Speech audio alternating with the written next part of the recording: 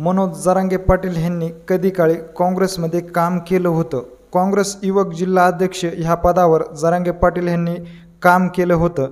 काँग्रेसला का सोडचिठ्ठी दिली, त्यानंतर मराठा समाजाचं नेतृत्व का स्वीकारलं, तेच आपण ह्या व्हिडिओच्या माध्यमातून जाणून घेऊ। तर नमस्कार मंडळी, तुम्हा सर्वांचे गावगाडा ह्या लोकप्रिय चॅनलवर स्वागत आहे। खरं तर मनोज जरांगे पाटील हे काँग्रेसमध्ये काम करत असल्याच्यावर प्रकाश टाकण्यापेक्षा थोडासा त्यांचा इतिहास जाणून घेऊ। एका काळी मनोज जरांगे पाटील हे एका हॉटेलवर वेटर म्हणून काम करत असल्याची चर्चा देखील झाल्याचे आपल्याला पाहण्यास मिळालेले आहे। मनोज जरांगे पाटील हे हॉटेलवर वेटरचं काम करत असतानाच त्यांचा संपर्क देखील त्याच पद्धतीने वाढत होता।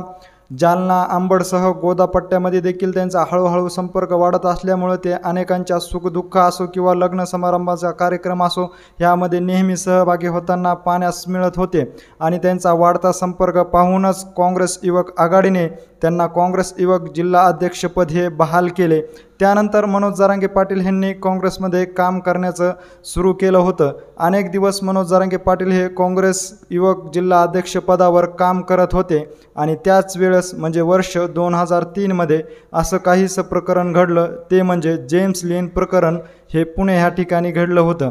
जेम्स लेन प्रकरण म्हणजे ह्या पुस्तकामध्ये त्यांनी छत्रपती शिवाजी महाराज यांच्या आई महासाहेब जिजाऊ यांच्याविषयी आक्षेप असं लिखाण केल्यामुळेच हा सगळा प्रकार घडला होता। आणि ह्याचे दोन महत्त्वाचे टार्गेटवर ठरलेले व्यक्ती ते म्हणजे बाबासाहेब पुरंदरे व भांडारकर इन्स्टिट्यूट हे होते। ह्यावेळेस भांडारकर इन्स्टिट्यूट देखील फोडण्यात आले होते। या फोडाफोडीमध्ये युवकामध्ये मनोज जरांगे पाटील यांचा देखील सहभाग होता। ह्या युवकावर गुन्हे देखील दाखल करण्यात आलेले होते। परंतु जेम्स लेन प्रकरणाविषयी काँग्रेसची घेतलेली मवाळकीची भूमिका पाहून मनोज जरांगे पाटील यांना पश्चाताप व्यक्त झाला।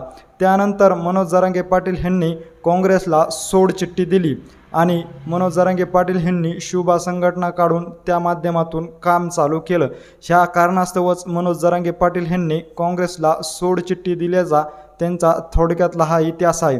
ह्याविषयी नेमकं तुम्हाला काय वाटतंय हे आम्हाला आमच्या कमेंट बॉक्समध्ये नक्की कळवा। व्हिडिओ जर आवडला असेल तर जास्तीत जास्त शेअर करा। धन्यवाद।